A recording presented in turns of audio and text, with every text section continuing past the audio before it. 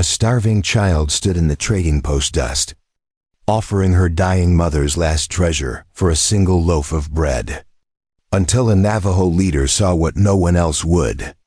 Not a beggar, but a fighter worth saving. New Mexico Territory, late summer of 1878. The sun hammered down on the settlement of Red Mesa like a blacksmith's anvil, turning the air thick and shimmering. The trading post sat at the edge of where settler territory met Navajo land, a weathered wooden structure with faded paint and a sagging porch that creaked under the weight of too many years. Inside, the air smelled of tobacco, leather, and the sharp tang of whiskey that seeped from the barrels stacked against the back wall. The floorboards were stained dark from years of spilled drink and tracked in mud, and flies buzzed lazily around the jars of penny candy that sat gathering dust on the counter. Outside, beneath the brutal afternoon heat, a small figure stood motionless. Pearl was 7 years old, though hunger had made her look younger. Her arms thin as willow branches, her face gaunt and shadowed. Her dress, once blue calico, now hung in tatters, the hem dragging in the dust, stained with mud and wear from countless miles walked. Her feet were bare, the soles tough and cracked from the rocky ground, toes curled against the hot earth that burned through the thin layer of dirt. Her blonde hair hung in matted tangles beneath a bonnet that had lost its shape months ago, the brim torn and hanging by a thread. In her small, dirt-streaked hand, she clutched a silver locket. The chain wrapped twice around her fingers, as if letting go might mean losing herself entirely. The locket caught the light as she held it up, turning it slowly so anyone passing might see its value. It was delicate, engraved with tiny flowers along the edge, the kind of craftsmanship that spoke of better days, of a life before everything fell apart. The silver had tarnished in places, but it still gleamed when the sun hit it just right. Inside was a lock of hair, golden and fine, tied with a faded blue ribbon, and a tiny photograph so worn by time and touch that the faces were barely visible anymore. It had been her grandmother's, passed to her mother Harriet on her wedding day, and now it was all they had left worth trading. Pearl had been standing outside the trading post for over an hour. She had watched men come and go, their boots heavy on the wooden steps, their voices loud and rough. She had seen women in clean dresses with baskets on their arms, their faces pinched with judgment when they glanced her way. No one stopped. No one asked if she needed help. They saw her bare feet, her ragged dress, the desperation in her eyes. And they looked away. "Please, sir," Pearl whispered, her voice hoarse from thirst and the dust that clung to everything in this godforsaken place. "My mama hasn't eaten in 3 days. I just need bread. Just one loaf." She held the locket higher, stepping closer to the doorway where the merchant stood counting coins at his register. The merchant, a thick-necked man named Boone, with a greasy apron stretched across his belly and eyes like chips of flint, barely glanced at her. He waved a dismissive hand, not even bothering to step outside into the heat. "Get along, girl. I don't trade with beggars." His voice was flat, bored, as if he'd said the same words 1,000 times before. Pearl's lip trembled, but she didn't move. She had promised her mama she would come back with food. She had promised. Her small body swayed slightly, dizzy from hunger and the relentless sun, but she planted her feet and took another step closer. "It's real silver, sir. It's worth something. Please, my mama's real sick." A woman passing by, her arms full of parcels wrapped in brown paper and tied with twine, stopped and stared. Her eyes narrowed with suspicion, her mouth pulling into a thin line. "Where'd you get that, child? You steal it?" She turned to the merchant, her voice rising so others on the street could hear. "Probably lifted it from someone's wagon. These drifters are all the same. Can't trust a one of them." Pearl's eyes filled with tears, hot and stinging, but she shook her head fiercely. "No, ma'am. It's my mama's.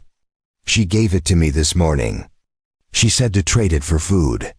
She said someone might take it." The woman sniffed. pulling her parcels closer to her chest as if poverty were contagious, as if standing too close to this ragged child might somehow taint her. Likely story. If your mama had something that nice, she wouldn't be living in a tent by the creek. She turned and walked away, her skirts kicking up dust, leaving Pearl standing alone once more.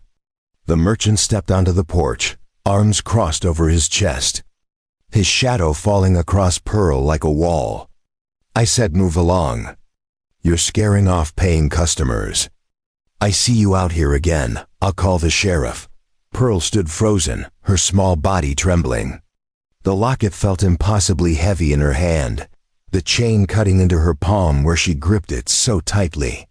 She had walked 3 miles in the burning sun to reach this place. Her feet were blistered and bleeding. Her throat was so dry she could barely swallow. And now, standing in the heat with nowhere to go and no one to help, she felt the weight of that promise to her mama crushing her, pressing down on her chest until she could barely breathe. She thought of her mother lying in the tent beneath the cottonwoods, her face pale and slick with fever sweat. Harriet had been strong once, the kind of woman who could chop wood and carry water and laugh even when times were hard. But that was before Pearl's father died, before they lost the homestead to debt, before the long months of wandering with nowhere to go and no one to turn to. Now Harriet could barely lift her head. Her hands shook when she tried to hold a cup. And this morning, when she pressed the locket into Pearl's hand, her voice had been so weak it was almost a whisper. "Take this to town, baby," Harriet had said, her eyes glassy with fever. "Find someone who'll trade it for bread. Don't come back without food. Promise me." And Pearl had promised, even though the thought of leaving her mama alone terrified her. Behind her, the sound of hooves on packed earth, slow and deliberate. A horse moving with the kind of steady confidence that came from a rider who knew exactly where he was going. Pearl didn't turn. She was too tired, too beaten down by the day's failures, too afraid that if she moved at all, she might collapse right there in the dust. But the merchant's expression changed. His eyes flicked up, and something like caution crossed his face, maybe even fear. The rider dismounted with the quiet confidence of someone who didn't need to announce himself. His boots hit the ground without a sound, and when he stepped into view, Pearl saw him fully for the first time. He was tall, easily over 6 feet, broad-shouldered, with long black hair tied back with a strip of braided leather. His skin was bronze, weathered by sun and wind, and his eyes were dark, deep, and unreadable, the kind of eyes that seemed to see everything without giving anything away. He wore a mix of traditional Navajo clothing and practical frontier gear, a woven belt with intricate patterns, beaded bands on his wrists that caught the light, a leather vest over a simple cotton shirt, and dark trousers tucked into worn boots. At his side hung a knife in a beaded sheath, the handle wrapped in leather, and across his back, a rifle well-maintained and ready, Atakai. The name carried weight in this part of the territory. He was a leader among his people, a man who negotiated treaties, settled disputes between Navajo and settlers, and commanded respect from both sides of the divide. He was known for his fairness, his strength, and his refusal to be pushed around by anyone, white or native. Men feared him. Women respected him. And even the most hardened traders and ranchers knew better than to cross him. He looked at Pearl, then at the locket still clutched in her small hand. His expression didn't change, but something flickered in his eyes. Recognition, perhaps. Or understanding. He had seen this before. Desperation wearing the face of a child. "How much for bread?" He asked the merchant, his voice low and even, the kind of voice that didn't need to be raised to be heard. The merchant straightened, suddenly nervous. He wiped his hands on his apron, his eyes darting between Atakai and Pearl. 10 cents a loaf, Mr. Atakai, sir." Atakai reached into a leather pouch at his belt and pulled out a silver coin. He set it on the porch railing with a soft clink, then gestured to Pearl. "Give her 2 loaves. And a canteen of water." Fill it from the well, not the trough. The merchant hesitated, glancing at Pearl, then back at Atakai. Sir, I don't mean disrespect, but the girl's been out here all morning. She's been bothering customers, and I don't know where she came from, or... I didn't ask for your opinion, Atakai said quietly, his tone unchanged but carrying the weight of finality. I told you what to do. The merchant swallowed hard and nodded quickly. He disappeared inside, and Pearl could hear him moving around, the rustle of cloth, the clink of the canteen against the counter. He returned moments later with 2 loaves of bread wrapped in brown cloth and a dented metal canteen, condensation already beating on its surface. He handed them to Pearl, who took them with shaking hands, her eyes wide with disbelief. The bread was still warm. The canteen was heavy and cold. She clutched them to her chest as if they might disappear if she didn't hold on tight enough. Atakai crouched down in front of her, bringing himself to her level.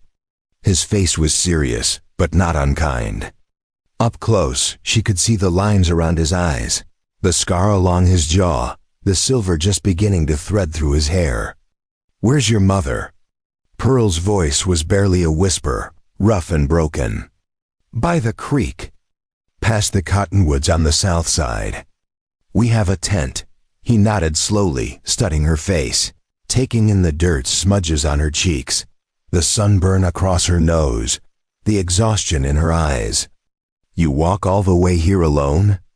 She nodded, afraid to say more, afraid her voice would crack and she would start crying and not be able to stop. That's a long walk for someone so small, he said, his tone gentle now.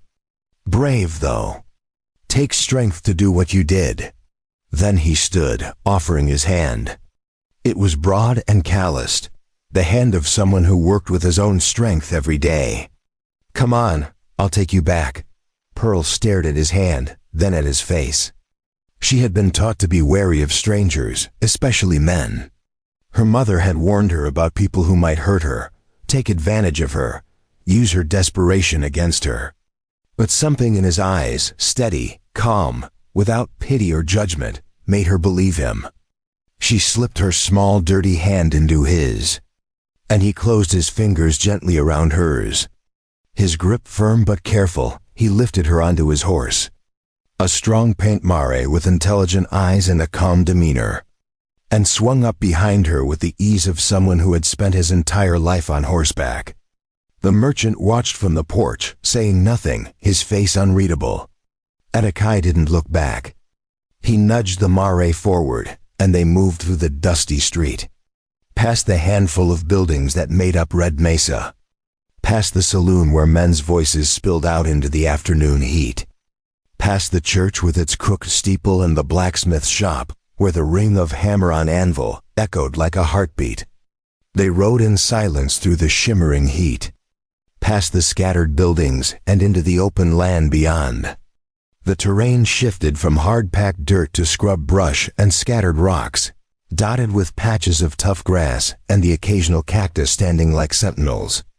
In the distance, the cottonwoods stood tall along the dry creek bed, their leaves rustling faintly in the breeze, offering the only real shade for miles. Pearl clutched the bread and canteen to her chest, afraid to believe this was real. Afraid that if she blinked, it would all vanish like a desert mirage. She glanced back at Atakai, his face unreadable, his hands steady on the reins, his body moving with the rhythm of the horse. Why are you helping us? She asked quietly, her voice almost lost in the sound of hooves and wind. He was silent for a long moment, long enough that Pearl thought he might not answer. Then he said, his voice low and measured, because someone helped me once. When I had nothing. When my family was starving and we had nowhere to go. A man gave us food and didn't ask for anything in return. He told me that kindness isn't a debt. It's a circle. You pass it on when you can. Pearl didn't fully understand, but she felt the truth in his words. She leaned back slightly, just enough to feel the solid warmth of him behind her, and for the first time in months, she felt something she had almost forgotten. Safety, They reached the creek, and Pearl pointed to a sagging canvas tent pitched in the shade of the largest cottonwood. It was barely standing, the fabric torn in places and patched with scraps of cloth, the ropes frayed and tied to stakes driven into the hard ground. Beside it sat a small pile of belongings. A battered trunk with a broken latch, a cooking pot blackened by fire, a blanket so thin it was nearly transparent, and a few scattered items that spoke of a life stripped down to nothing. Atakai dismounted and helped Pearl down, his hands lifting her easily. She ran to the tent, her bare feet kicking up dust, and ducked inside. "Mama, I got food. I got water." Inside, Harriet lay on a pallet made of rags and a few strips of canvas, her body curled on its side. Her face was pale and slick, with sweat despite the shade, her blonde hair damp and plastered to her forehead. She was thin, dangerously so, her cheekbones sharp beneath her skin, her collarbones jutting out like the frame of a broken bird. Her dress, once a soft green, was now faded to gray, torn at the sleeves and stained with dirt. Her eyes fluttered open at the sound of Pearl's voice, and she tried to sit up, her arms shaking with the effort, but her body wouldn't obey. She collapsed back, breathing hard. Pearl knelt beside her, pressing the bread into her hands, her small fingers trembling. "Eat, Mama, please, you have to eat." Harriet's gaze drifted past her daughter to the figure standing in the entrance, tall and broad-shouldered, silhouetted against the bright afternoon light. Her entire body went rigid. In one motion, fueled by a mother's fear and desperation, she grabbed a rusted kitchen knife from beneath the blanket, the blade dull but still dangerous, and pointed it at Akai. Her hand shook so badly the blade wobbled in the air, but her eyes were fierce. "Get away from her," Harriet rasped, her voice raw and broken. "I don't care who you are. You touch my daughter, I'll kill you. I swear to God I will." Atakai didn't move. He didn't flinch or step back. He raised both hands slowly, palms out, showing he was unarmed, though the rifle still hung across his back and the knife rested at his side. "I brought her home. That's all. She was in town trying to trade the locket. I gave her food and brought her back. Nothing more." Harriet's eyes darted to Pearl, then back to him, searching his face for deception, for hidden intent. "Why? Why would you do that?" "Because she needed help," he said simply, his voice calm and steady. "And because no child should have to beg for bread." Harriet's grip on the knife didn't loosen. Tears streamed down her face, cutting clean lines through the dust on her cheeks. "Men don't help for free. There's always a price." Always. Atakai's expression didn't change, but something in his eyes softened, a flicker of understanding, of shared pain. "Not always. Sometimes people just help because it's the right thing to do, for a long moment." The only sound was the wind moving through the cottonwood, leaves and the faint trickle of water somewhere deeper in the creek bed. Harriet stared at him, her breath coming in ragged gasps, her body trembling with exhaustion and fear. Then her strength gave out. The knife slipped from her hand, clattering to the ground beside the pallet. She sagged back, her head falling against the rolled-up blanket she used as a pillow. And she wept, her body shaking with silent, wrenching sobs. Pearl crawled into her mother's arms, and Harriet held her tightly, one hand clutching the back of Pearl's head, the other wrapped around her small body. Atakai stepped back, giving them space, respecting the privacy of their grief. He moved to the entrance and set down a cloth bundle he'd been carrying on his saddle. Inside was dried venison, strips of smoked meat that would keep for days, a small cloth bag of cornmeal, and a jar of honey, golden and thick. "There's more where that came from," he said quietly, his voice barely above the sound of the wind. "I'll be back tomorrow. Make sure you eat. Both of you." Harriet looked up at him, her face wet with tears, her eyes red and swollen. "Why would you come back? You don't know us. You don't owe us anything." Atakai met her gaze, his dark eyes steady and sure. And for a moment, she saw something in them she hadn't expected. Compassion. True, unselfish compassion. Because you're going to need it. And because I can help. That's enough. Then he turned and walked back to his horse, his boots silent on the ground.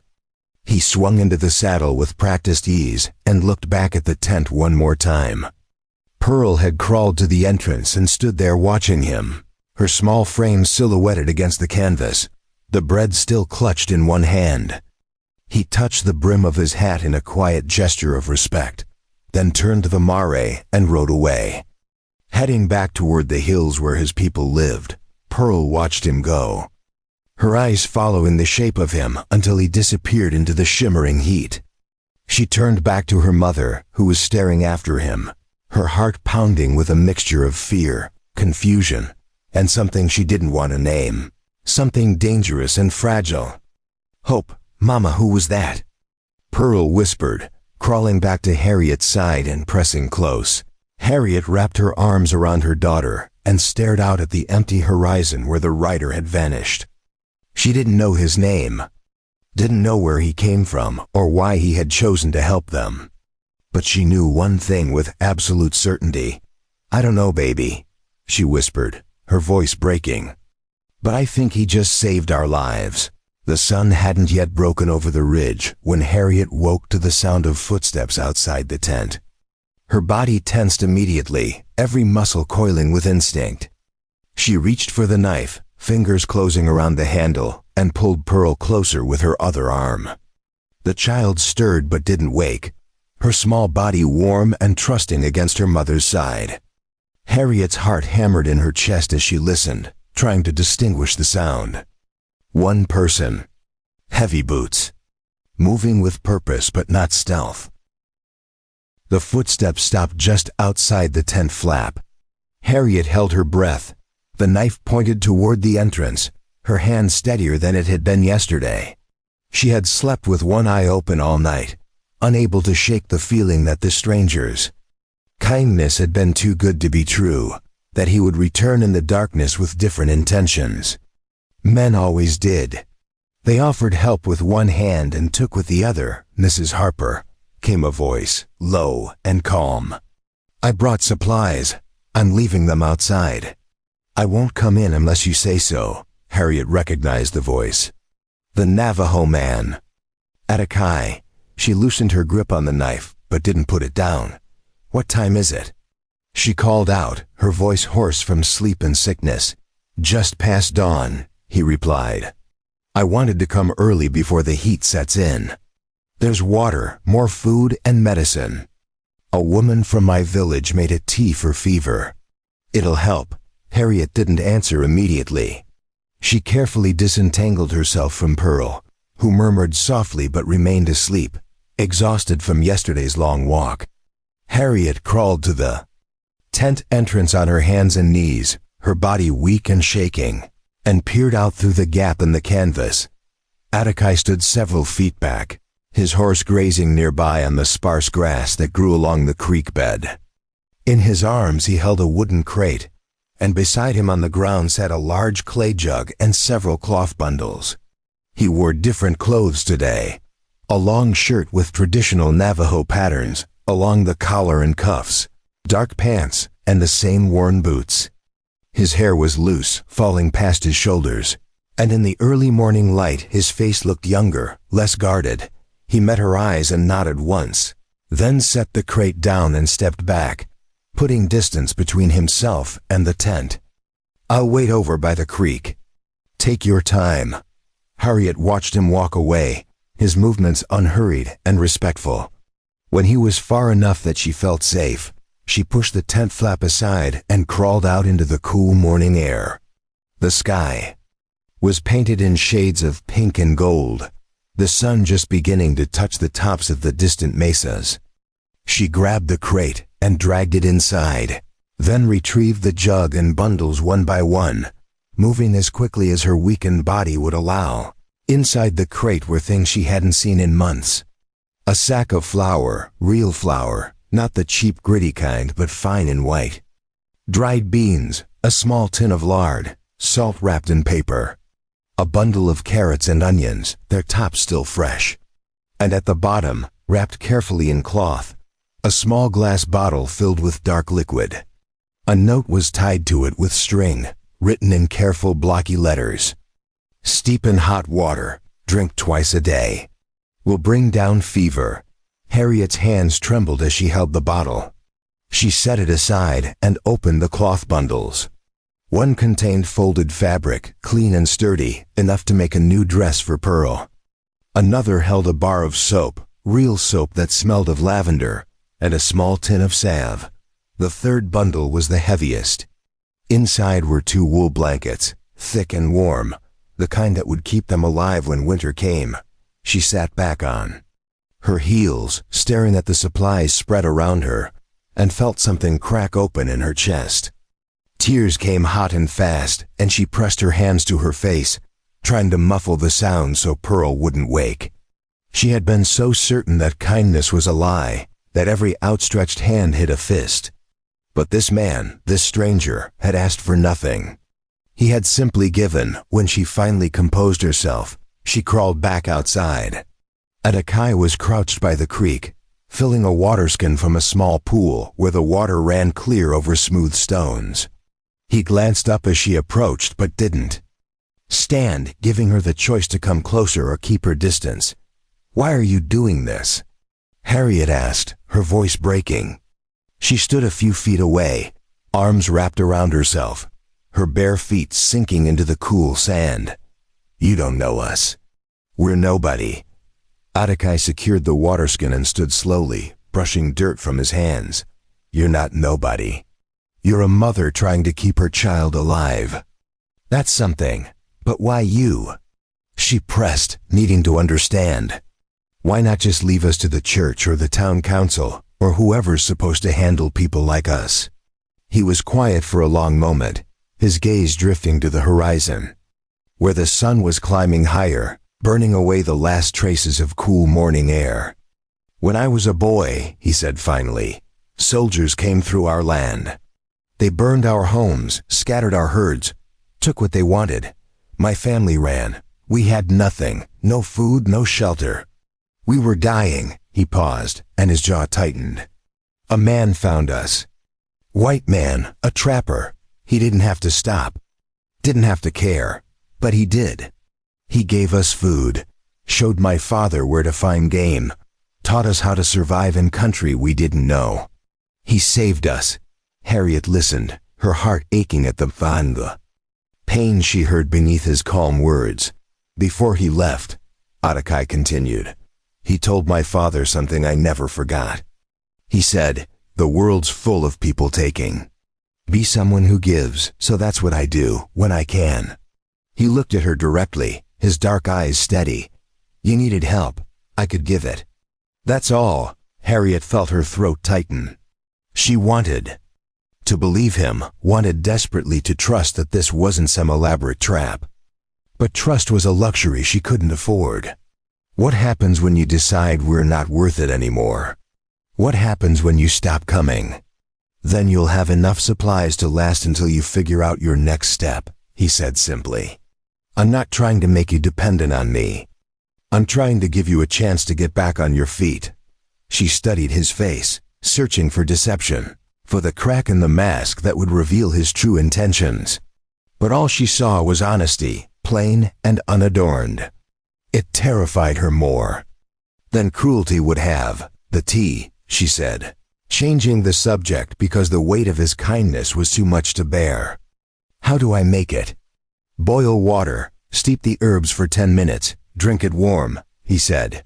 "It tastes bitter, but it works. My grandmother used it on me when I was sick as a child." Harriet nodded, then hesitated. "Will you?" She stopped, hating herself for needing to ask. "Will you come back?" "Tomorrow," he said. "And the day after that." "Until you don't need me to." Pearl's voice called out from inside the tent, small and frightened. "Mama?" Harriet turned quickly. "I'm here, baby. I'm right here." She glanced back at Atakai. "I should go," he said, nodding. Then he added, "There's one more thing in the crate. At the very bottom, Harriet frowned but didn't ask. She hurried back to the tent where Pearl sat up on the pallet, rubbing her eyes. "Who were you?" "Talking to Mama." "The man from yesterday," Harriet said, kneeling beside her. "He brought us food and medicine." She reached into the crate and felt around the bottom until her fingers touched something hard and smooth. She pulled it out and stared. It was a child's doll, carved from wood and dressed in scraps of colorful cloth. The face was simple but kind, the arms jointed so they could move.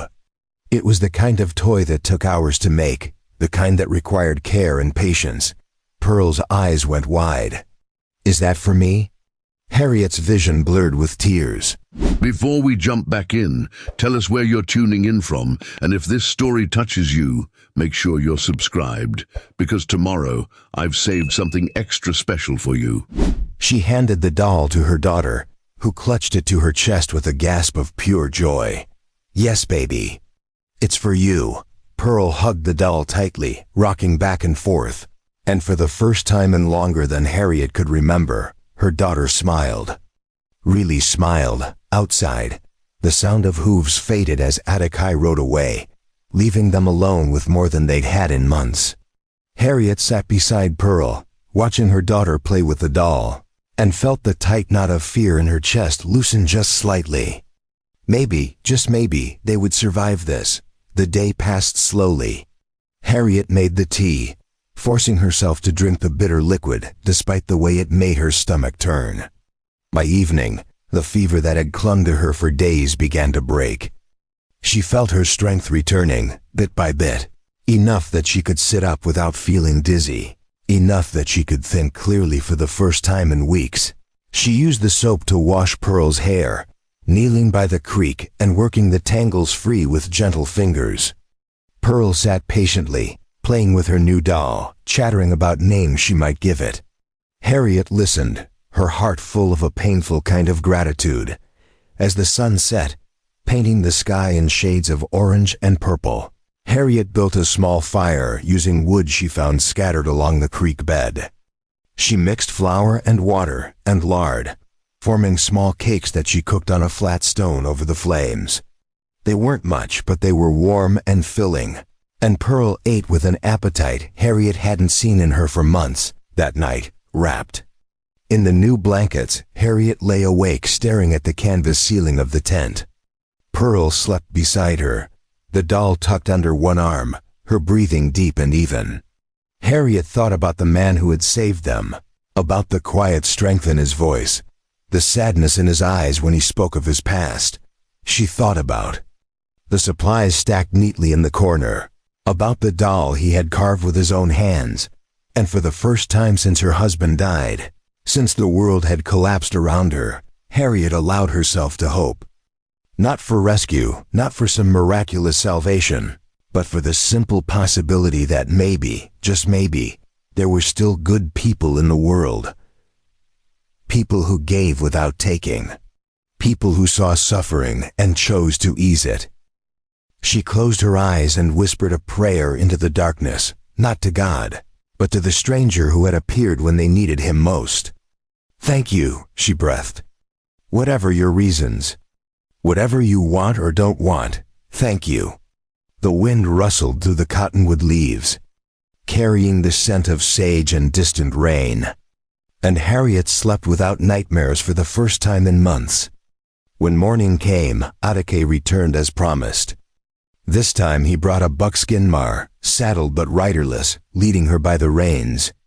Harriet emerged from the tent, stronger today, her face less pale, her movements steadier. Pearl followed, clutching her doll, eyes wide with curiosity. "I thought you might need a way to get to town," Atakai said, gesturing to the mare. "She's gentle, good with children. You can use her to carry supplies or ride if you need to." Harriet stared at the horse, then at him, disbelief written across her face. "I can't accept this. It's too much. It's a loan," he said. "When you're back on your feet, you can return her. Or keep her. Whatever you need. Why?" The word burst from her, desperate and confused. "Why do you keep doing this? What do you want from us?" Adekai stepped closer, his expression serious. "I don't want anything. I told you. I'm giving you a chance. What you do with it is up to you." He paused, then added, "But if you want to repay me, then survive. Get strong. Take care of your daughter." "That's enough." Harriet felt tears prick her eyes again, but this time she didn't look away. She met his gaze and nodded slowly. "All right. I'll try. That's all anyone can do," he said. Then he turned to Pearl, crouching down so he was at her level. "You taking good care of that doll?" Pearl nodded enthusiastically. "Her name is Sage, like the plant." Adekai smiled, a rare expression that softened his features. "That's a good name, Strong." He reached into his pocket and pulled out a small leather pouch. "These are seeds, wildflowers. You plant them by your tent, they'll grow even in hard soil. Something beautiful to look at." Pearl took the pouch carefully, her small hands reverent. "Thank you, Mr. Adekai." He stood and met Harriet's eyes one more time. "I'll be back in 2 days. If you need anything before then, follow the creek north about a mile. There's a Navajo camp. Ask for me." Harriet nodded, unable to speak past the lump in her throat. She watched him mount his horse and ride away, the morning sun catching in his long hair, and felt something shift inside her. Not love, not yet, but the first fragile stirrings of trust. Pearl tugged on her mother's skirt. "Mama, can we plant the seeds now?" Harriet looked down at her daughter, at the hope shining in her eyes, and smiled. "Yes, baby. Let's plant them." Together they knelt in the dirt beside the tent, digging small holes with their fingers and pressing the seeds into the earth. It was a simple act, planting flowers in the middle of nowhere, but it felt like something more. It felt like the beginning of rebuilding, like the first step toward a life that might, against all odds, be worth living. And as they worked, the mare grazed peacefully nearby. The creek babbled softly over stones, and the world, for just a moment, felt a little less cruel. 3 weeks had passed since Adekai first found Pearl in the dust outside the trading post, and the world around the creek had transformed in ways Harriet could barely comprehend. The tent still stood, but it was reinforced now with sturdy poles Adekai had brought, the torn canvas patched with oilcloth that kept out the wind and rain. A proper fire pit had been dug and lined with stones, and beside it sat a stack of firewood that would last them through the coming months. The wildflower seeds Pearl had planted were beginning to sprout, tiny green shoots pushing up through the hard earth like promises kept. Harriet's health had returned with surprising speed once the fever broke and regular food filled her belly. Her cheeks had regained some color, her hands no longer trembled when she worked, and the hollow look in her eyes had begun to fade. She spent her days learning to survive in this harsh land, gathering wild herbs Adekai had shown her, fishing in the deeper pools of the creek, and teaching Pearl her letters using a slate board he had brought on one of his visits. But today was different. Today, trouble arrived on horseback just after noon, when the sun was at its most brutal and the air shimmered with heat. Harriet was washing clothes in the creek, her skirt hiked up and tied at her knees, hands raw from scrubbing fabric against the smooth rocks. Pearl played nearby, making a small dam with pebbles and watching the water pool behind it. The sound of approaching riders made Harriet's head snap up, her body tensing with instinct. She stood quickly, water dripping from her hands, and moved to place herself between Pearl and whoever was coming. 3 men emerged from the scrub brush on horses that looked tired and mean. The riders looked worse, unshaven and dusty, with eyes that moved over everything like they were taking inventory. The one in front was broad-shouldered with a scar running from his left eye to his jaw, his hat pulled low. The other 2 flanked him, one thin as a rail with a nervous energy, the other thick around the middle with a face like sun-dried leather. The scarred man reined his horse to a stop a few yards from Harriet and leaned forward in his saddle, resting his forearms on the horn. "Well now," he drawled, his voice carrying the accent of someone raised further east. "Didn't expect to find anyone living out here. This is open territory." Harriet's heart pounded, but she kept her voice steady. "We're just passing through. Don't want any trouble." The man's eyes traveled over the improved campsite, the stacked firewood, the reinforced tent, the mare grazing in the shade. "Passing through, huh? Looks like you've settled in pretty comfortable. Nice horse, too. Where'd a woman like you get a horse like that?" "It was lent to me," Harriet said carefully, not offering more information than necessary. The thin man on the right spat into the dirt and grinned, showing crooked yellow teeth. "Lent? Sure. I know what that means. You trading favors, lady?" Heat flooded Harriet's face, but she held her ground. "I said we don't want trouble. If you're just riding through, then ride through." The scarred man dismounted with a grunt, his boots hitting the ground heavily. He walked closer, and Harriet caught the smell of old sweat and whiskey. "Thing is, we've been tracking through this territory for days. Hungry, tired, low on supplies. Seems to me you've got plenty. Maybe you could spare some." Neighborly like, "I don't have anything to spare," Harriet lied, knowing full well the crate of supplies was inside the tent, visible to anyone who looked. The man's smile didn't reach his eyes. "Now, I don't think that's true. Why don't you let me have a look inside that tent? Maybe we can work something out." "No." Harriet's voice was firm, final. She shifted her weight, ready to fight if necessary, though she knew she couldn't win against three-armed men. The thick man laughed, a sound like gravel rolling in a barrel. "She's got some fire, Dutch. I like that." Dutch, the scarred man, ignored him. He took another step forward, and Harriet's hand moved instinctively to the knife tucked into her belt, the same rusted blade she had held when Atakai first entered her tent. "I'm asking nicely," Dutch said, his voice dropping lower. "But I don't have to." Pearl had stopped playing and was standing now, clutching her doll, her eyes wide with fear. Harriet's protective instincts flared white-hot. "Touch my daughter, and I'll kill you myself," she said, her voice shaking not with fear but with barely restrained rage.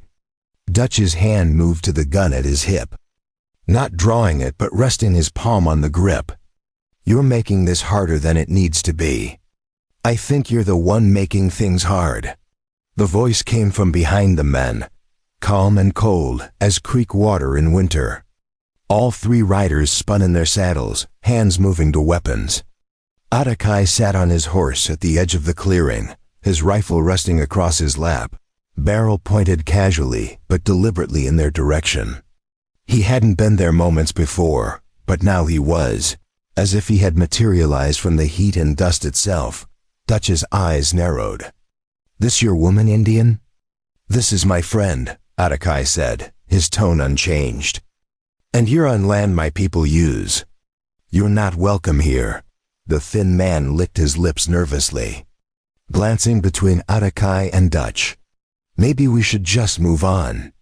Dutch ain't worth the trouble." But Dutch was the kind of man who didn't back down easily, the kind whose pride mattered more than his sense. "One Indian doesn't scare me. I've dealt with your kind before."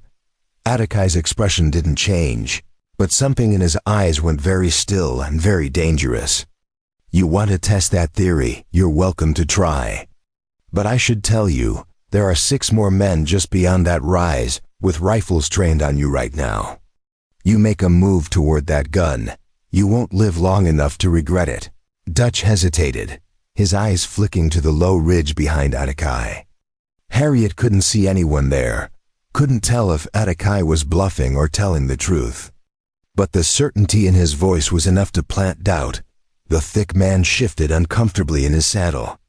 "Come on, Dutch, there's other places we can get supplies." For a long tense moment, nobody moved. The only sound was the buzz of insects and the soft trickle of the creek. Then Dutch spat into the dirt, his face twisted with anger and humiliation. "This ain't over," he said, his eyes boring into Atakai. We'll remember this, so will I, Atakai replied evenly. Dutch jerked his horse's reins and kicked its sides hard, sending the animal lurching forward. The other two followed, and within moments they were riding away. Kicking up dust as they disappeared back into the scrub brush, Harriet stood frozen. Her heart hammering so hard she thought it might burst from her chest. Her legs felt weak, and she sank down onto a rock by the creek, pressing her shaking hands to her face. Pearl ran to her, throwing her arms around her mother's neck, and Harriet held her tightly, breathing in the scent of her daughter's hair. Atakai dismounted and walked over, his movements unhurried. He crouched in front of Harriet, his dark eyes searching her face. "Are you hurt?" She shook her head, unable to speak. After a moment she managed, "Were there really men on the ridge?" A faint smile touched his lips. "No, but they didn't need to know that." Harriet let out a breath that was half laugh, half sob. "You risked your life on a bluff. I risked nothing," he said. "Men like that are cowards. They only fight when they think they can win. Show them they can't, and they run." He stood and offered her his hand. "Come on. Let's move your camp. Move it? Where?" "Closer to my village," he said. "A mile north, like I told you before. You'll be safer there. If those men come back, they won't try anything with my people nearby." Harriet wanted to argue, wanted to insist she could take care of herself. But the fear still coursing through her veins made the words die in her throat. She was tired of being afraid, tired of fighting alone. "All right," she said quietly. "We'll move." It took most of the afternoon to break down the camp and load everything onto the mare. Atakai worked efficiently, packing supplies with the ease of someone who had done it 100 times before. Pearl helped as much as a 7-year-old could, carrying small bundles and chattering nervously to fill the silence. When everything was secured, Atakai lifted Pearl onto the mare's back and handed the reins to Harriet. "Follow the creek north," he said. "Stay close to the water. I'll ride ahead and let my people know you're coming." Harriet nodded, gripping the reins tightly. "Atakai," she said, and he paused, looking back at her. "Thank you. For everything." He held her gaze for a moment, something unreadable passing through his eyes. Then he nodded once and swung onto his horse, riding ahead and disappearing around a bend in the creek. The walk north was slow but peaceful. The sun had begun its descent, casting long shadows across the land and painting the sky in shades of amber and rose. Pearl hummed softly, swaying with the mare's steady gait, and Harriet felt some of the tension begin to drain from her body. The creek babbled beside them, and the air smelled of sage and juniper. When they rounded a final bend, Harriet stopped in her tracks. Ahead, nestled in a wide hollow between two low hills, was a village. Not the crude, temporary structures she had expected, but a collection of traditional hogans, dome-shaped dwellings built from logs and packed earth, their doorways facing east to greet the rising sun. Smoke rose from several of them, and the smell of cooking meat drifted on the breeze.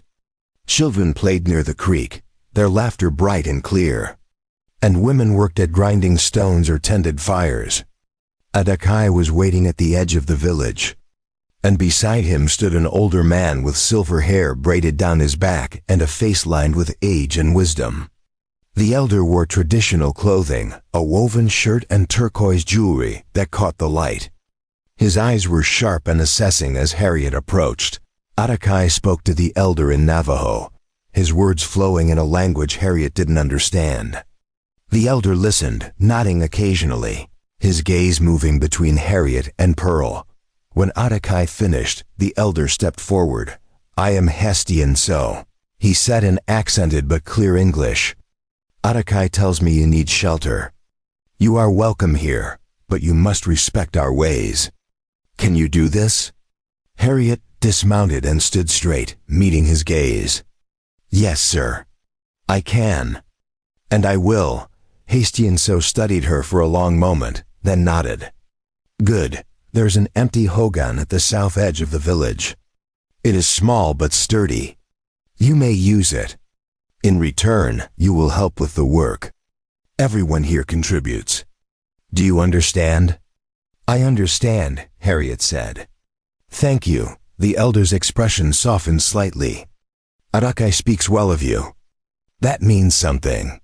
He turned and called out in Navajo, and a young woman appeared, her hair long and black, her dress a mix of traditional and settler clothing. This is Desba. She will show you to the Hogan and help you settle. Desba smiled shyly and gestured for Harriet to follow.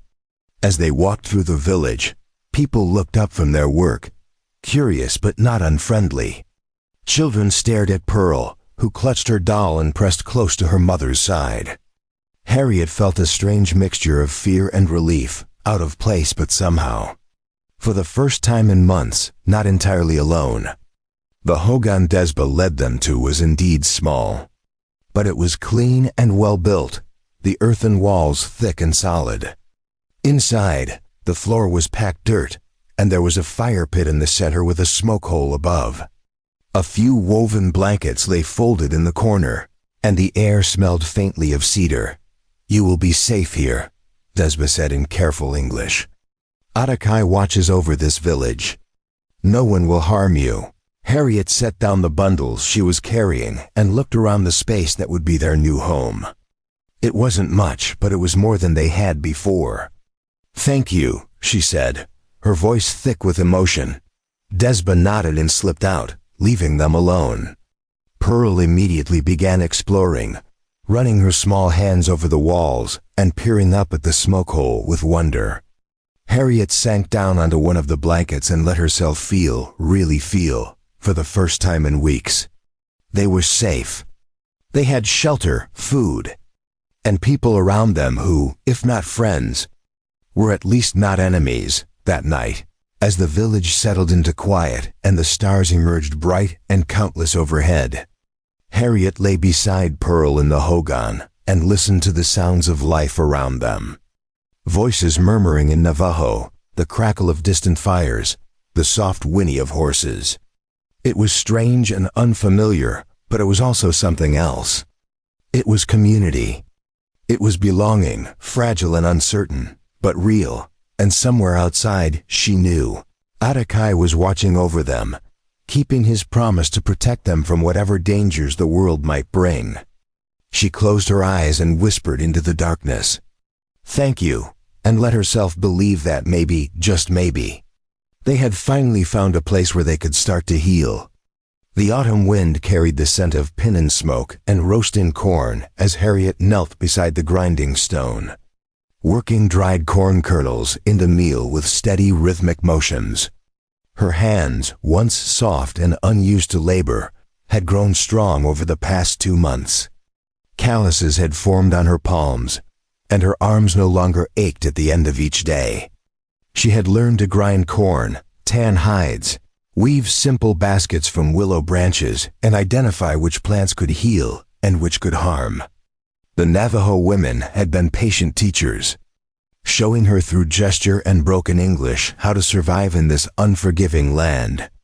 Pearl sat nearby with 3 other children, learning to braid yucca fibers into rope under the watchful eye of an elderly woman named Ayoka.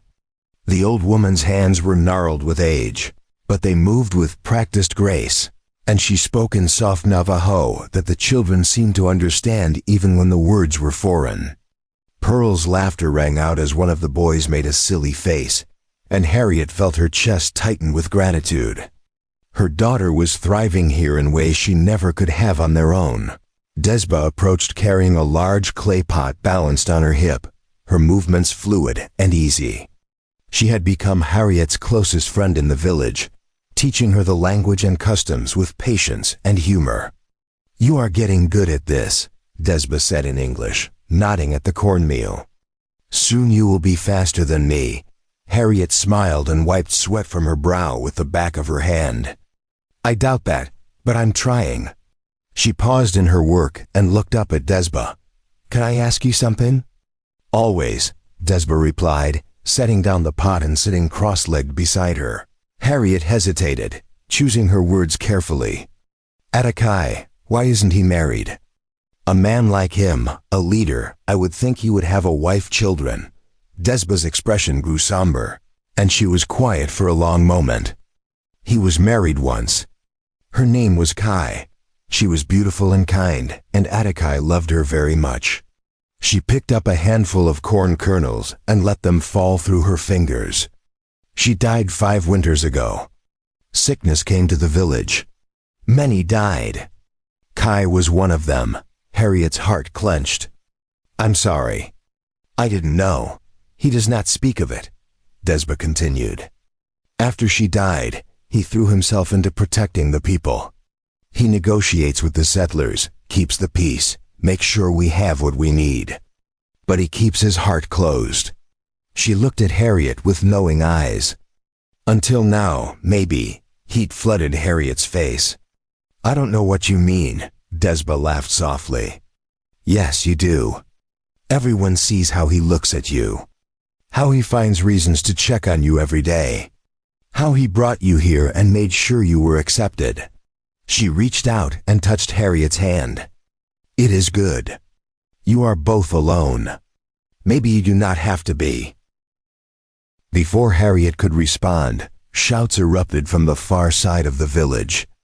Both women stood quickly, alarm racing through them. More voices joined the first, urgent and angry, and then came the sound of horses approaching fast. Harriet grabbed Pearl and pulled her close as men rushed past. Heading toward the commotion, Atticai appeared from between 2 hogans, his face set in grim lines. He carried his rifle and moved with the controlled urgency of someone expecting trouble. He stopped when he saw Harriet. Get inside the hogan. Take Pearl. Don't come out until someone tells you it's safe. What's happening? Harriet demanded, fear spiking through her. Riders from town. A lot of them. His jaw tightened. They're saying we stole cattle. They want to search the village. Harriet's blood ran cold. She remembered Dutch and his men, remembered the hatred in his eyes when Atticai had run them off. This is because of me, isn't it? Because you protected us. This was coming whether you were here or not, Atticai said, but his eyes told her he knew there was truth in her words. Now go. Please, she wanted to argue, wanted to help somehow. But Pearl was trembling against her side, and she knew her first duty was to her daughter. She nodded and ran toward their hogan, Desba following close behind with her own children. Inside the dim interior, Harriet held Pearl tight and listened to the chaos outside. Men's voices raised in anger, some in English, some in Navajo. The heavy thud of boots on packed earth. The nervous whinny of horses. She peered through a gap in the doorway and saw a group of armed men on horseback. At least a dozen of them, facing off against the Navajo men who had gathered to meet them. At the front of the settler group was a man Harriet recognized from town. A cattle rancher named Garrett, who owned a spread to the east. He was red-faced and sweating, his hand resting on his pistol. We tracked the missing cattle to this area, he shouted. 5 head all branded. Someone here knows where they are. Hasty and So stood opposite him, his silver hair gleaming in the afternoon sun, his bearing dignified despite the weapons pointed in his direction. No one here has taken your cattle. We do not steal. If cattle came near our land, perhaps they wandered. Perhaps coyotes scattered them, or perhaps you butchered them and hid the evidence, Garrett sneered. I want to search this village. Now, Atticai stepped forward, positioning himself between the rancher and the elder. You have no authority here. This is Navajo land, recognized by treaty. You want to search, you get permission from the Indian agent. Garrett's lip curled. I don't need permission to recover my property. And I sure as hell don't need it from some Indian who thinks he can dictate terms. The tension ratcheted higher. Harriet could see fingers tightening on rifle stocks, could feel the violence building like a thunderstorm about to break. Her heart hammered against her ribs. If shooting started, people would die. Pearl would be in danger. Everything they had built here would shatter. Then she saw him. At the back of the group of riders, sitting his horse with a satisfied smirk on his scarred face, Dutch. He caught her eye through the gap in the doorway and his grin widened. He leaned over and said something to the man next to him, and they both laughed. Understanding crashed over her like cold water. This wasn't about cattle. This was revenge.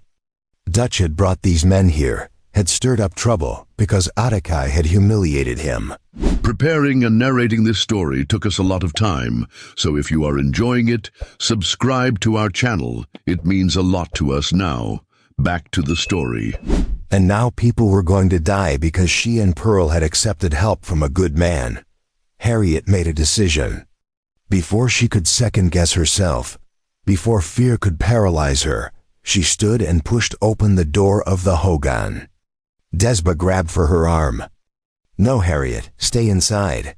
But Harriet was already walking toward the confrontation, her legs shaking, but her back straight.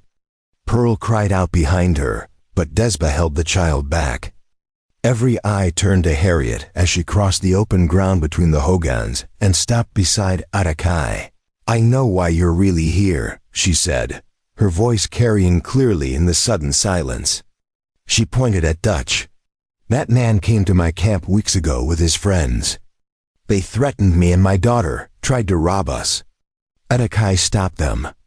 This isn't about cattle. This is about pride." Dutch's face darkened with rage. "She's lying. She's just some white woman who's gone Indian. You can't trust anything she says. I saw her first," Harriet continued, ignoring him. "In town, I know some of you." She looked at the men, meeting their eyes one by one. "You know me. You've seen me at the trading post, at the church. I'm not Navajo. I have no reason to lie for them, except that they gave me and my daughter shelter when we were dying. They showed us kindness when your town turned us away." Garrett shifted uncomfortably in his saddle. "That may be, but it doesn't explain my missing cattle. Your cattle probably wandered into a ravine or got taken by actual rustlers," Harriet said. "But you'd rather blame the Navajo because it's easier. Because you don't see them as people." Her voice rose with anger she didn't know she still had inside her. "These people took us in, fed us, protected us.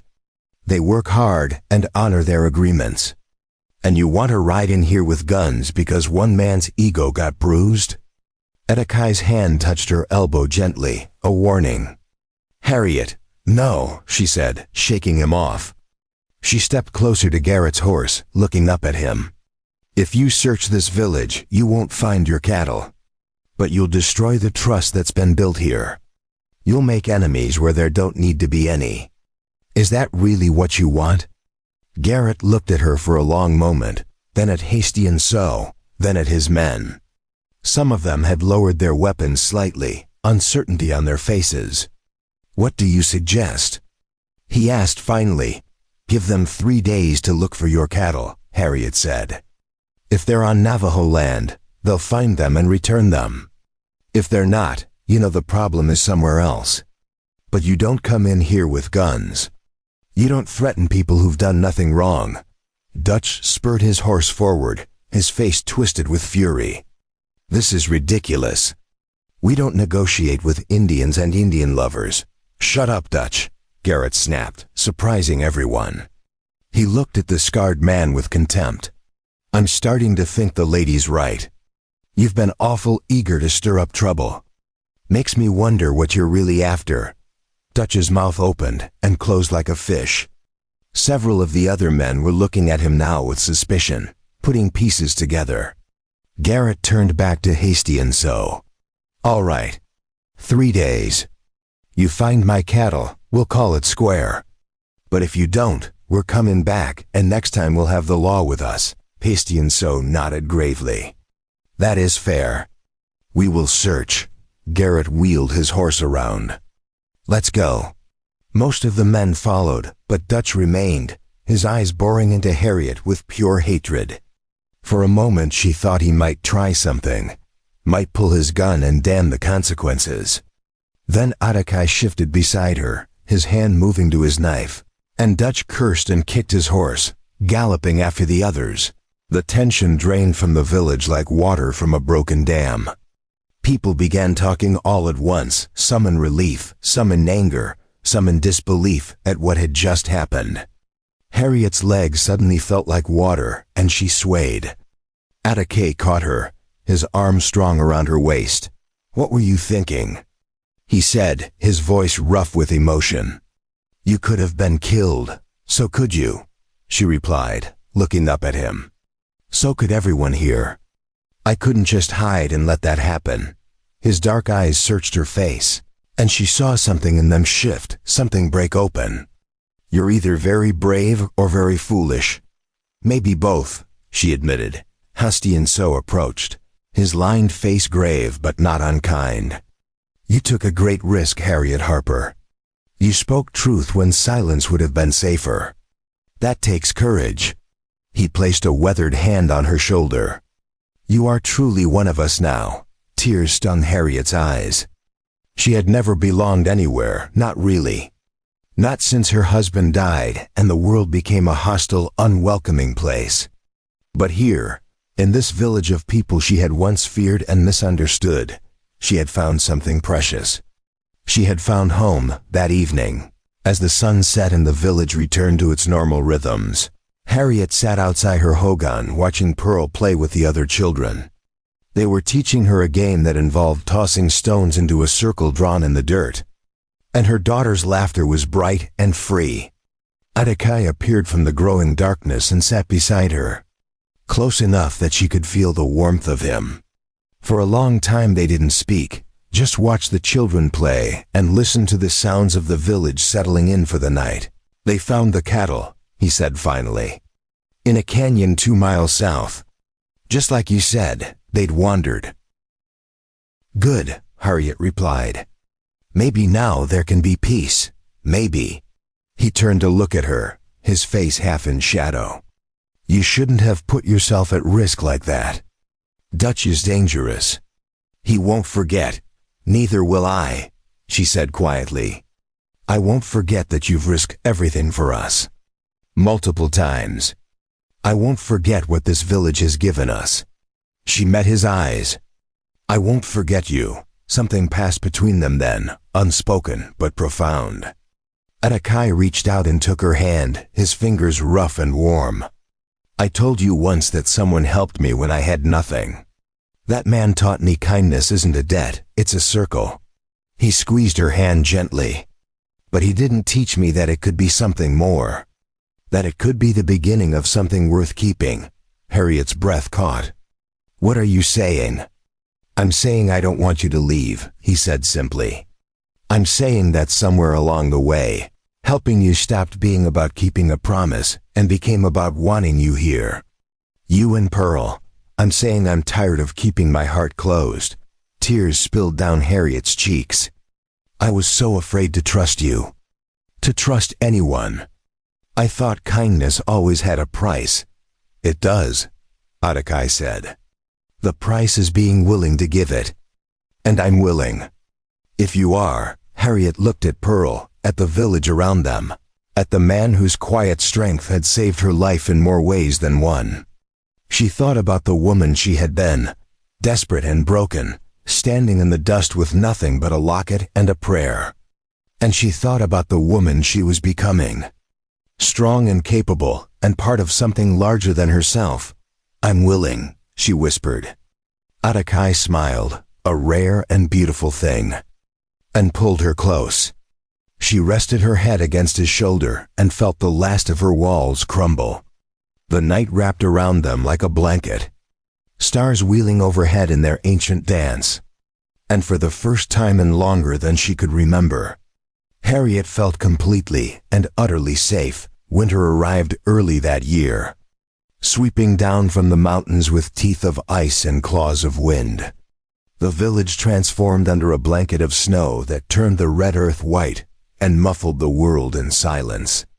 Smoke rose from every hogan, and the people stayed close to their fires, venturing out only when necessary to tend the animals or gather firewood from the carefully maintained stockpiles. Inside the hogan that Harriet and Pearl now called home, Warmth radiated from the central fire pit. The walls had been reinforced with additional mud and stone, and thick buffalo hides hung over the doorway to keep out the cold. Harriet sat on a woven mat, stitching a winter coat for Pearl from deerskin that Desba had helped her tan. Her fingers moved with confidence now, the needle pulling thread through leather in even, practiced stitches. Pearl lay on her belly nearby, drawing pictures in the dirt floor with a stick while humming a Navajo song she had learned from the other children. The sound of footsteps crunching through snow made Harriet look up. The hide covering the door was pushed aside, and Atakai entered, bringing with him a gust of cold air and the scent of pine. Snow dusted his shoulders and clung to his long hair. He carried a bundle wrapped in cloth, which he set down carefully before moving to warm his hands by the fire. "The temperature is dropping fast," he said, his breath still visible in the air. "Hastian So says this will be a hard winter. We need to make sure everyone has enough supplies to last until spring." Harriet set aside her stitching and moved to help him remove his heavy outer coat. "We have plenty. More than enough thanks to you." She hung the coat on a peg driven into the wall and retrieved a clay cup, filling it with hot tea from the pot that always sat warming by the fire. "Here, drink this." He accepted the cup gratefully, wrapping his cold fingers around it. "I brought something for Pearl," he said, nodding toward the bundle. Pearl's head shot up, her eyes bright with excitement. "For me?" She scrambled over to the bundle and carefully unwrapped it. Inside was a pair of small moccasins, intricately beaded with patterns of flowers and birds, lined with soft rabbit fur. Pearl gasped and held them up, turning them over to examine every detail. "They're beautiful. Try them on," Atakai said, a smile playing at the corners of his mouth. Pearl pulled on the moccasins, and they fit perfectly. She stood and walked around the hogan, testing them, then ran to Atakai and threw her arms around his neck. "Thank you, thank you, thank you." He hugged her back, his large hands gentle on her small frame. "You're welcome, little one. Can't have you getting cold feet this winter." Over Pearl's head, his eyes met Harriet's, and the look that passed between them was warm and full of unspoken things. Pearl released him and returned to her drawing, now wearing her new moccasins with obvious pride. Atakai moved to sit beside Harriet, close enough that their shoulders touched. "There's something I need to tell you," he said quietly, his voice serious. Harriet felt a flutter of concern in her chest. "What is it?" "A messenger came from the Indian agent this morning. There's talk of moving the Navajo to a reservation further south. The government wants to consolidate the tribes, make them easier to manage." His jaw tightened. "They're calling it protection, but we know what it really is. Control." Harriet's hand found his, their fingers intertwining. "What will you do?" "Fight it," he said simply. "We have treaties that guarantee our right to this land. I'll go to Santa Fe if I have to, speak to the territorial governor. But I wanted you to know because," he paused, choosing his words carefully, "if things go badly, if we're forced to move, I need to know what you want to do. You and Pearl, you're not bound to us. You could go back to settler territory, start fresh somewhere else." Harriet turned to face him fully, her green eyes fierce. "Is that what you want? For us to leave?" "No," he said immediately. "But I won't trap you here if staying becomes dangerous. We're not going anywhere," Harriet said firmly. "This is our home now. These people are our family. Whatever happens, we face it together. Relief and something deeper, something that looked like love, flooded Atakai's face. He raised her hand to his lips and kissed her knuckles gently. "Then we'll face it together." The weeks that followed were tense. Atakai spent long days in council meetings with Hastian So and the other leaders, planning their response to the government's pressure. Harriet threw herself into helping the village prepare for potential trouble, working alongside the women to preserve extra food, mend clothing, and ensure that nothing would be wasted. Pearl continued to thrive, her Navajo now almost as fluent as her English. Her skin bronzed from sun and wind. Her body strong and healthy one morning. Harriet was grinding corn outside, despite the cold, when Desba approached, her expression troubled. "There are riders coming. Many of them. Soldiers." Harriet's blood ran cold. She set down the grinding stone and stood, wiping her hands on her skirt. "Where's Atakai?" With Hesty and So, preparing to meet them. Desba grabbed Harriet's arm. "This could be bad. The soldiers, they do not always listen. Sometimes they just take what they want." Harriet pulled away and started running toward the center of the village where she could see men gathering. Pearl was with the other children, safe in one of the hogans with the elderly women watching over them. As she reached the group of Navajo men, she saw them standing in formation, unarmed but defiant, facing a column of blue-coated cavalry soldiers who sat on their horses with rifles at the ready. At the front of the column was an officer, his uniform crisp despite the cold, his face stern and bureaucratic. He held up a paper and read from it in a loud, officious voice. "By order of the United States government, this village is hereby notified that all Navajo people are to relocate to the Bosque Redondo Reservation within 30 days. Failure to comply will result in forcible removal." Hasty and So stepped forward, his bearing dignified despite the weapons pointed at him. "We have treaties. This land was promised to us. Those treaties have been superseded by new orders," the officer said, his tone suggesting he had given this speech many times before. "You have 30 days. Use them to prepare." He started to turn his horse away, clearly considering the matter settled. "Wait," Harriet heard herself say, her voice cutting through the cold air. She pushed through the line of Navajo men and stood in front of the officer's horse. "You can't just come here and order people to leave their homes." The officer looked down at her with surprise and then contempt.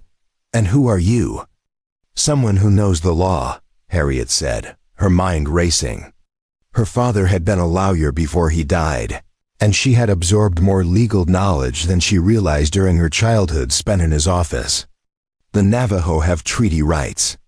You can't violate them without due process. They have the right to appeal to the territorial courts." The officer's face reddened. "This is a military matter, not a civilian one. Then you won't mind if I send a telegram to the territorial governor asking for clarification," Harriet said, her voice steady despite her racing heart. "Or perhaps to the newspapers in Santa Fe. I'm sure they'd be interested in how the army is treating peaceful people who've committed no crimes." The officer stared at her, clearly not having expected resistance, especially not from a white woman. "You're interfering with official government business." "I'm exercising my rights as a citizen," Harriet countered. "These people have done nothing wrong.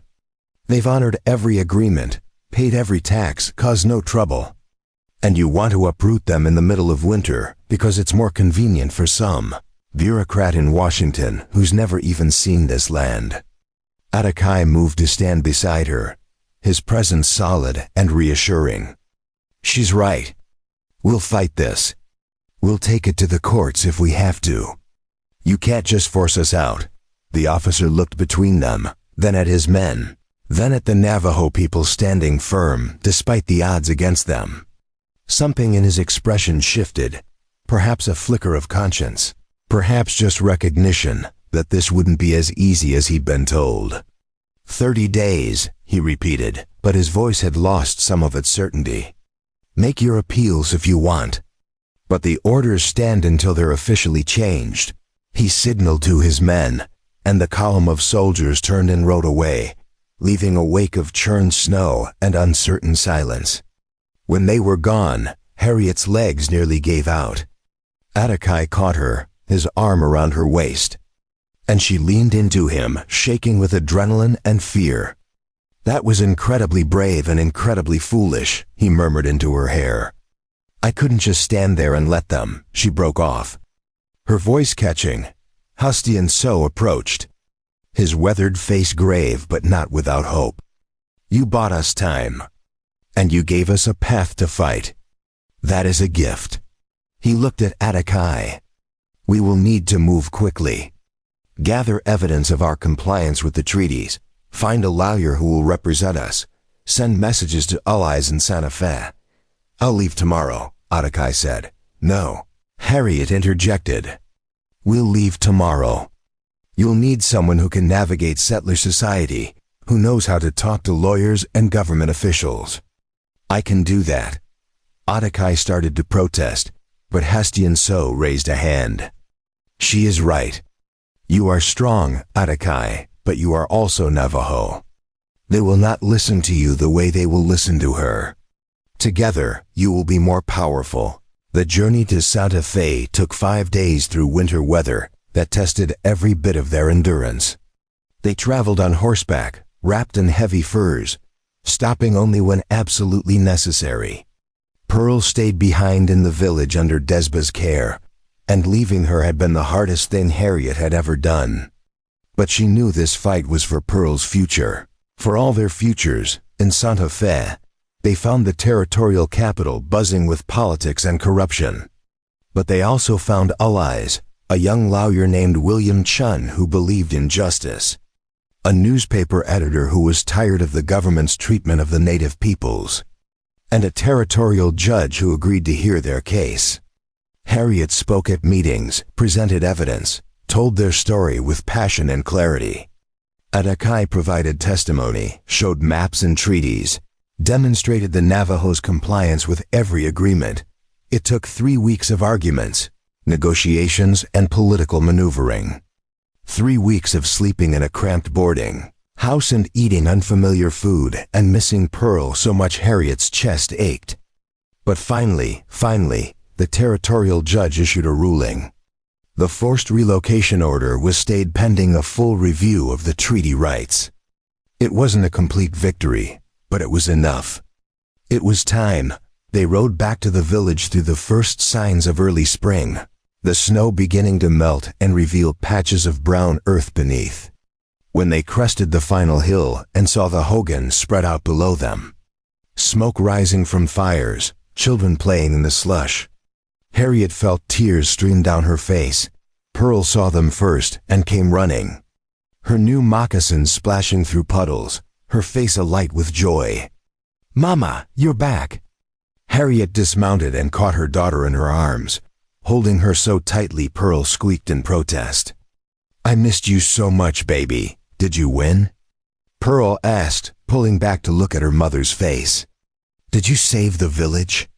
We bought time, Harriet said. And sometimes that's all you need. That evening, the village held a feast to celebrate. Food was shared, stories were told, and drums echoed across the hills. Harriet sat beside Atakai. Pearl curled up asleep in her lap and watched the fire leap and dance. Desba sat on her other side, and Hastian So spoke of courage and community, of the strength that comes from standing together. Later, when Pearl had been carried to bed and the celebration had quieted, Atakai led Harriet away from the village to a rise overlooking the valley. The moon was full and bright, casting silver light across the snow-dusted landscape.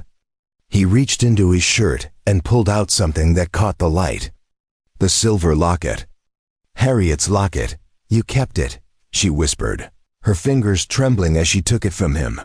I was going to return it that first day, he said. But then I thought maybe it should stay with me until you were ready to wear it again. Until you were in a place where you didn't have to trade it for bread. Harriet opened the locket and looked at the faded photograph inside, her grandmother's face barely visible. Once, this locket had represented everything she'd lost. Now it represented everything she'd found. She closed it and held it out to Atakai. Will you put it on me? He took the chain and fastened it around her neck, his fingers gentle against her skin. The locket settled at her throat, warm from his touch. She turned to face him, and in the moonlight his face was beautiful and kind. I love you, she said, the words simple and true. I didn't think I could love again after my husband died. I thought that part of me was broken. But you showed me it wasn't. Atakai cupped her face in his hands, his thumbs brushing away the tears on her cheeks. I love you too. You brought light back into a world that had gone dark. You and Pearl, you gave me a reason to hope again. He kissed her then, soft and sweet and full of promise. And standing there on that hill, with the village below them, and the stars wheeling overhead, and the locket warm against her heart, Harriet knew with absolute certainty that she was exactly where she belonged. Spring came in earnest, and with it came change. The legal battles continued, but the village had powerful allies now, and public opinion was shifting. Harriet became a liaison between the Navajo and settler communities, using her unique position to build bridges and foster understanding. Pearl grew taller and stronger, fluent in 2 languages and comfortable in 2 worlds. And Atakai, once closed off and alone, became part of a family again. One morning in late spring, Harriet stood outside the hogan, watching the wildflowers that Pearl had planted bloom in a riot of colors. Pearl was helping the other children tend the village garden, her laughter carrying on the wind. Atakai emerged from the hogan and stood beside her, his arm slipping around her waist. Do you ever regret it? He asked quietly. Giving up the life you knew? Harriet leaned into him, feeling the steady beat of his heart. I didn't give up anything. I found everything. She looked up at him, her green eyes bright. That day in the trading post, when Pearl was trying to trade the locket for bread, I thought we were at the end. I thought there was nothing left. And now? He asked. Now I know that endings are just beginnings in disguise, she said. You saw us when no one else would. You gave us shelter, food, and protection. But more than that, you gave us hope. You gave us a home. You gave us love. Atakai kissed the top of her head. You gave me the same. They stood together in the warm spring sunshine, watching their daughter play, listening to the sounds of the village around them, and feeling the deep contentment that comes from knowing you're exactly where you're meant to be. The locket rested against Harriet's heart, no longer a symbol of loss, but a reminder of how far they'd come. From desperation to hope, from loneliness to love, from strangers to family. And as the wildflowers swayed in the breeze and the future stretched out before them, full of possibility, Harriet knew that this was what redemption looked like. Not a dramatic rescue or a miraculous salvation, but simply the quiet, persistent kindness of one person choosing to help another. And then another. And another. Until the circle was complete and the world, at least in this small corner of it, was a little bit better than it had been before. The sun hung low over the valley, casting everything in shades of amber and gold as another summer day drew to its close. The village had grown in the 2 years since the relocation order had been permanently overturned. New hogans dotting the landscape, new families joining the community that had become known throughout the territory as a place of peace and prosperity. The creek ran fuller now, fed by irrigation channels that Atakai had designed with help from engineers in Santa Fe. And the fields beyond the village were thick with corn, squash, and beans that would feed them well into the winter. Harriet stood in the doorway of the large hogan she now shared with Atakai, one hand resting on her swollen belly, feeling the child within her kick and turn. She was 7 months along, and the baby seemed determined to make its presence known at every opportunity. A smile played across her lips as she watched the scene unfolding in the clearing before her. Pearl, now 9 years old and tall for her age, was teaching a group of younger children how to weave grass baskets, her hands moving with the practiced confidence of someone who had been doing this work for years. Her blonde hair, so unusual among the dark-haired Navajo children, was braided in the traditional style, woven through with blue beads that Desba had given her. She spoke in a mixture of English and Navajo, switching between languages so naturally that she barely seemed to notice. The little ones watched her with rapt attention, their small fingers struggling to mimic her movements. "No, like this. Pearl said patiently in Navajo, taking a child's hands and guiding them through the weaving pattern. Over, under, pull tight, see? You're doing it. The child beamed with pride, and Pearl ruffled his hair affectionately before moving to help another student. Harriet's heart swelled watching her daughter, remembering the frightened, half-starved girl who had stood in the dust outside the trading post, clutching a locket and begging for bread. That girl seemed like a ghost now, a painful memory from another lifetime. This Pearl was strong, confident, loved, and secure in ways that the old Pearl had never been. Footsteps approached from behind, and Harriet felt Atticai's arms wrap around her, his hands settling gently over hers on her belly. "You should be resting," he murmured, his breath warm against her ear. "Desba said you've been on your feet all day." "Desba worries too much," Harriet replied, leaning back against his chest. "I'm fine. The baby's fine. We're both just restless today. The baby takes after its mother then," Atticai said with a hint of amusement in his voice. He turned her gently to face him, his dark eyes scanning her face with concern. "You're pushing yourself too hard. The school can wait another few weeks until after the birth." The school. Harriet's greatest pride and most exhausting project. 6 months ago, with backing from the territorial governor and funding from several wealthy benefactors she'd convinced during her trips to Santa Fe, she had opened a school at the edge of the village. It was a simple building, one large room with a wood stove and rows of benches. But it was the first school in the territory that taught both English and Navajo, that welcomed both native and settler children, that focused on building bridges instead of walls. "The children need consistency," Harriet said, though she knew he was right about her exhaustion. "If I stop now, they'll think the school isn't important." "They could never think that," Atticai replied. "You've given them something precious. A few weeks' rest won't change that." Before Harriet could respond, a commotion arose from the direction of the village entrance. Voices calling out, the sound of horses, and then Pearl's excited shout. "Mama! Mama, come quick! There are visitors!" Harriet and Atticai exchanged glances and made their way toward the sound, moving as quickly as Harriet's pregnant body would allow.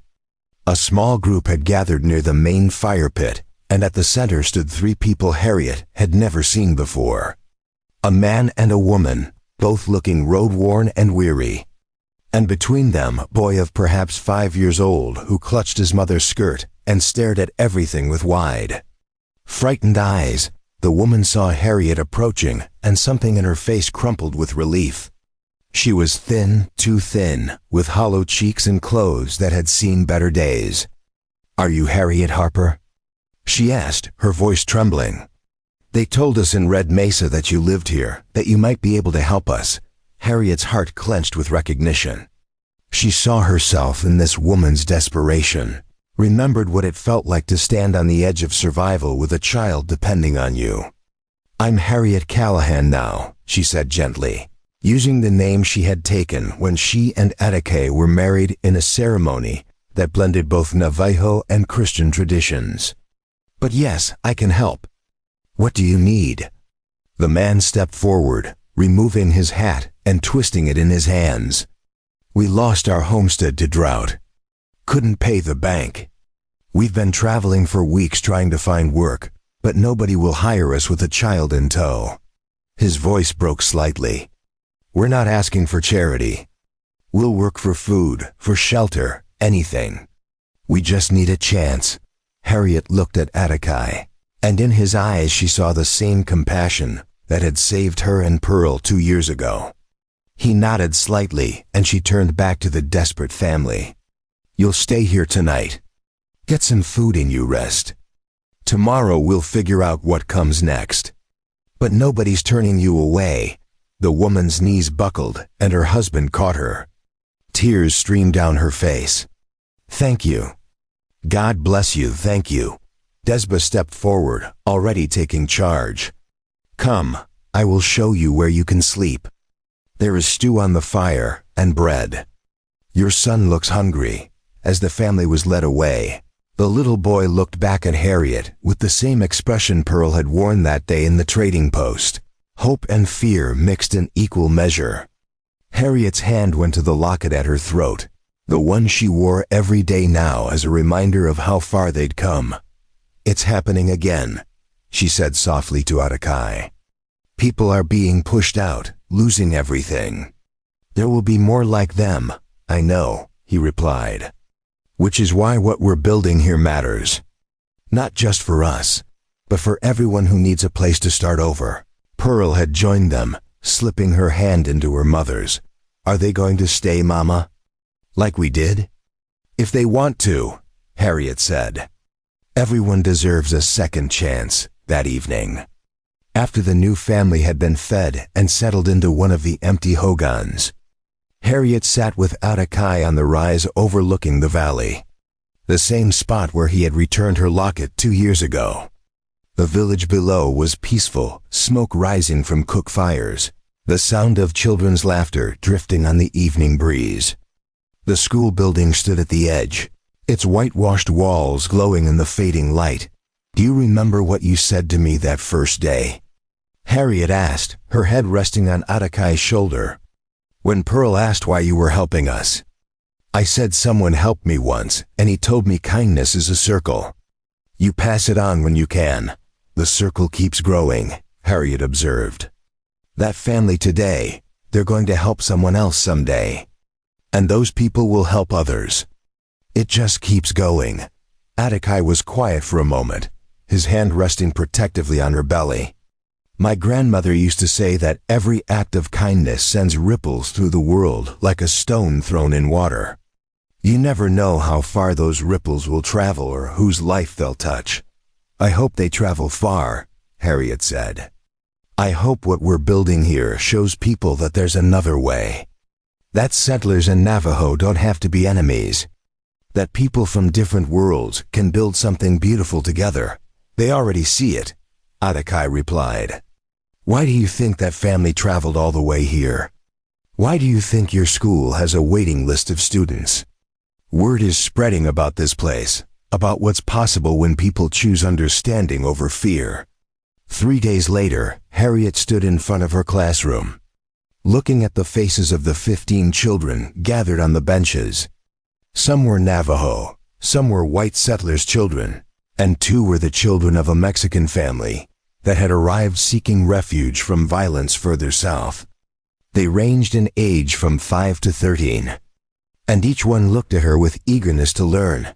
"Today," she said, switching between English and Navajo as she spoke so everyone could understand, "we're going to talk about history. Not just one history, but many histories. Because every person, every family, every people has a story. And those stories matter." She walked to the slate board where she had drawn a simple map of the territory. "The Navajo people have lived on this land for hundreds of years. Long before any of our settler families came here, the Dine were raising sheep, growing crops, and building communities." She pointed to different areas on the map. "The Spanish came here hundreds of years ago. The Mexicans controlled this territory for a time. And now it's part of the United States. All of these peoples have shaped this land." A settler boy raised his hand. "My pay says the Indians should go back where they came from." Before Harriet could respond, a Navajo girl spoke up. "We are where we came from. This is our home. It always has been." "That's exactly right," Harriet said, proud of how the children were engaging with difficult topics. The Navajo didn't come from somewhere else. This is their ancestral land. And now settlers are here too. The question isn't who belongs and who doesn't. The question is, how do we all live together with respect and understanding? The settler boy frowned, thinking this over. "My pal also says you're a traitor for marrying an Indian." Pearl, who sat at the back helping younger children with their reading, looked up sharply, her face flushing with anger. But Harriet remained calm. She had heard worse in the 2 years since her marriage to Atakai. "What's a traitor?" she asked the boy. "Someone who turns against their own people," he replied. "And who are my people?" Harriet asked gently. She walked closer to the boy, crouching down so she could meet his eyes at his level. "Are they only the people who look like me? Who speak the same language I grew up speaking? Or are my people everyone who has shown me kindness, everyone who has helped me when I needed it, everyone who has made me and my daughter feel safe and welcome?" The boy didn't answer, clearly wrestling with the question. "I married Atakai because I love him," Harriet continued. "Because he's a good man who saved my life and my daughter's life. Because he showed me that people are people, no matter what language they speak or what color their skin is.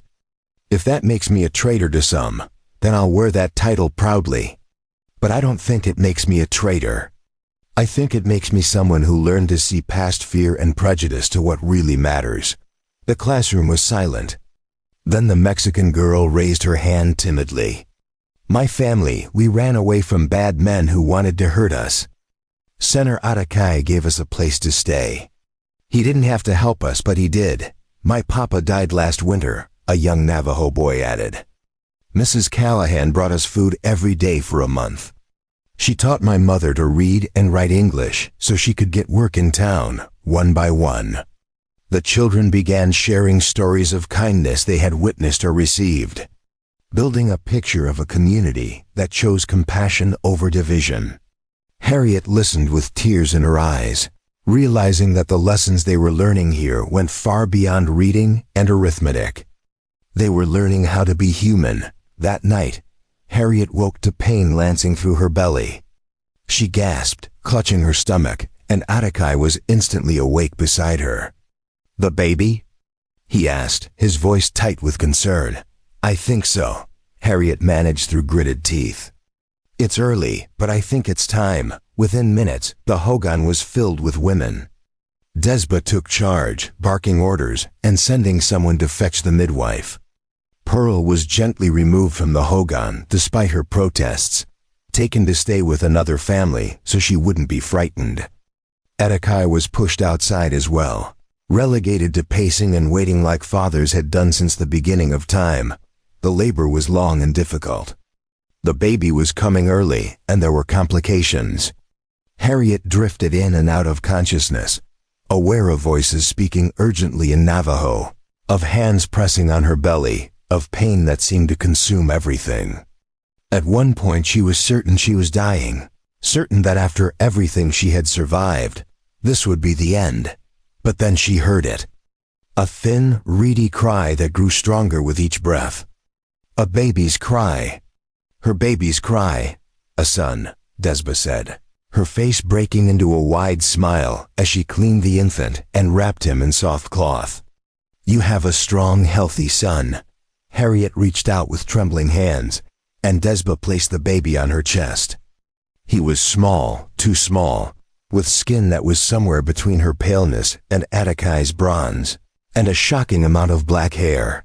His eyes, when they opened, were dark like his father's. He was perfect.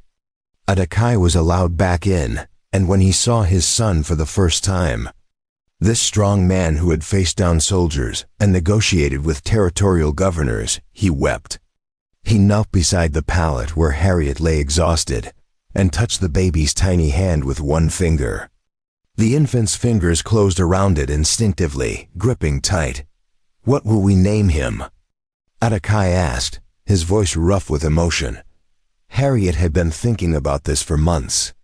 "I want to give him a name that honors both his heritages. What about Samuel, for my father, with a Navajo middle name?" Atakai considered this, then smiled. "Samuel Bidziel. It means he is strong, and he will need to be strong to live in this world we're building." "Samuel Bidziel Callahan," Harriet said, testing the name. "Yes, that's perfect." Pearl was allowed in next, creeping quietly into the hogan with wide eyes. When she saw the baby, her entire face lit up. "He's so tiny," she whispered in wonder. "Can I hold him?" Harriet shifted carefully, and Atakai helped Pearl sit beside her on the pallet. Together they placed the baby in Pearl's arms, supporting his head. Pearl stared down at her baby brother with an expression of fierce protectiveness that Harriet recognized. It was the same look Pearl got when defending the younger children at school. "I'm going to teach him everything," Pearl declared. "How to weave baskets and speak Navajo and read books and ride horses. I'm going to make sure he never feels scared or alone." "He's lucky to have you as a big sister," Harriet said. Her heart so full she thought it might burst. The next weeks were a blur of sleepless nights and the demanding routine of caring for a newborn. But the village rallied around them. Women brought food and took turns helping with Samuel so Harriet could rest. And the school continued with Pearl, taking over some of the teaching duties under the supervision of Desba. The baby thrived despite his early arrival, growing stronger each day, his lungs proving remarkably powerful when he wanted to be fed. One morning, Harriet woke to find Atakea already up, sitting by the fire with Samuel cradled in his arms. He was singing softly in Navajo, an old lullaby his grandmother had sung to him. The baby was awake, his dark eyes fixed on his father's face with that intense focus newborns have. As if trying to memorize every feature, Harriet lay quietly, watching them, and felt a peace so profound it brought tears to her eyes. 2 years ago, she had been dying in a tent by a creek, watching her daughter try to sell their last possession for food. She had been certain then that the world was a cruel place, that there was no kindness left in it, that she and Pearl would die alone and unmourned. How wrong she had been. The world was cruel sometimes, yes, but it was also full of unexpected grace. Full of people like Atakai who chose to help when they could have walked away. Full of communities like this one that welcomed strangers and built bridges instead of walls. Full of second chances and new beginnings. She rose and went to sit beside Atakai, leaning her head on his shoulder and reaching out to touch Samuel's soft cheek. "I never thanked you properly," she said quietly. "For what?" he asked, not taking his eyes off his son. "For seeing us that day." Pearl in the dust outside the trading post, trying to be brave.